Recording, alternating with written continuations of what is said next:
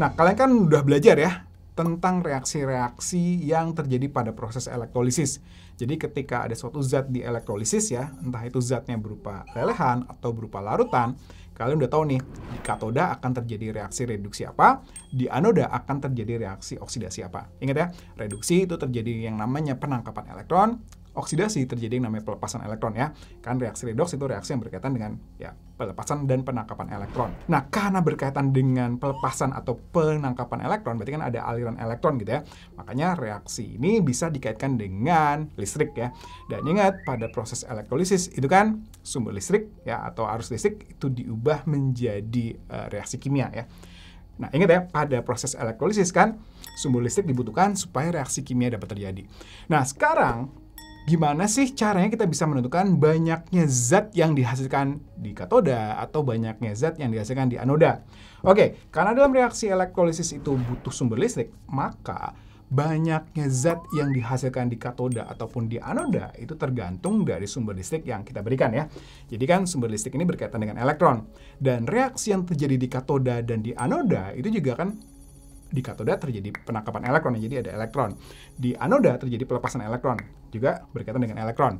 Yaudah, berarti sumber listrik ini nanti berkaitan dengan elektron yang dilepas atau ditangkap ya. Nah, sekarang gimana kita bisa mengkaitkan antara arus listrik gitu ya dengan nanti konsep mol.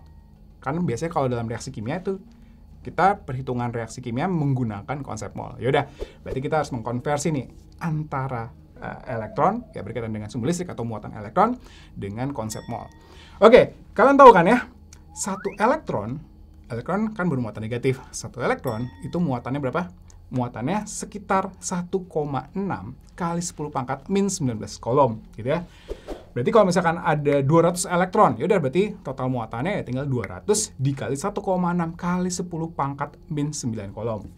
Sekarang kalau ada 1 triliun, berarti ada 10 pangkat 12 elektron. Berarti muatan totalnya berapa? Ya, tinggal 1 kali 10 pangkat 12 dikali 1,6 kali 10 pangkat min 19 kolom.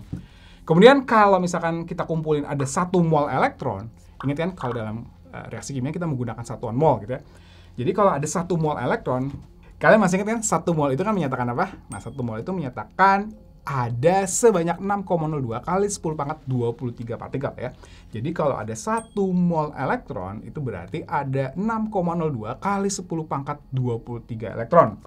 Nah, kalau 1 mol elektron ini ditanya berapa muatannya, yaudah berarti kalau ada 1 mol elektron total muatannya yaudah tinggal 1,6 kali 10 pangkat min 19 dikali 6,02 kali 10 pangkat 23 ya. Nah, ini kita dapatkan muatan 1 mol elektron, ya nilainya segini gitu ya. Nah, kalau kita hitung, ini nilainya mendekati nilai 96.500 kolom gitu ya. Jadi 1 mol elektron itu muatannya sekitar 96.500 kolom.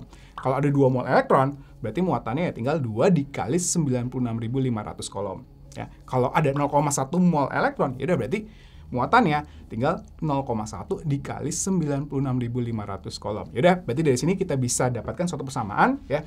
Berarti kalau ada N mol elektron, maka muatannya kita lambangkan dengan Q ya. Berarti Q-nya itu sama dengan ya tinggal N dikali dengan 96.500 kolom gitu ya.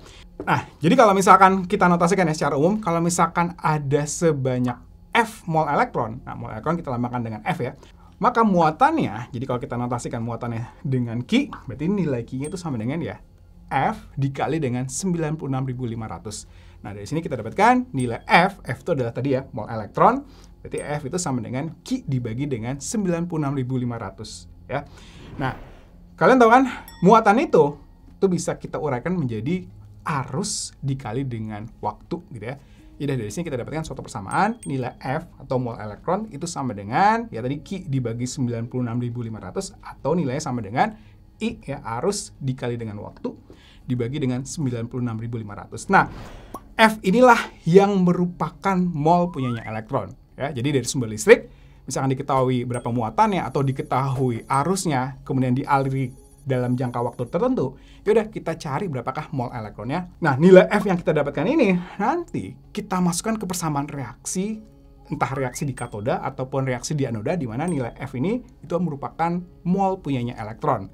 Yaudah, kalau mol elektronnya diketahui, kita bisa tahu berapakah mol dari zat-zat yang ada di katoda atau di anoda melalui persamaan reaksi dengan cara kita membandingkan koefisiennya. Ingat ya, tadi F itu udah mol elektron.